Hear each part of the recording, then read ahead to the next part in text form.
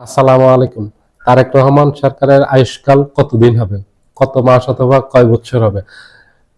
পুরো ৫ বছর দায়িত্ব পালন করতে পারবে তারেক রহমান?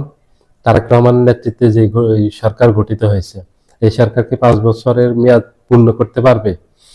এটা নির্বাচনের আগের থেকেই অনেকে বলাবলি করতেছেন, যখন বিএনপি ক্ষমতায় আসেনি, যে সামনে যদি বিএনপি ক্ষমতায় আসে তাহলে বিএনপি অনেকে প্রেডিকশন করছেন ২ বছর, কেউ দিয়েছেন ৬ মাস, কেউ ১ বছর, কেউ ১.৫ বছর, তবে ২ বছরের বেশি কেউ মেয়াদ দেননি, যে এর ভিতরে বিএনপি সরকার ফল করবে। এটার কারণ হিসেবে এক একজনের বিশ্লেষণ এক একটা আসছে।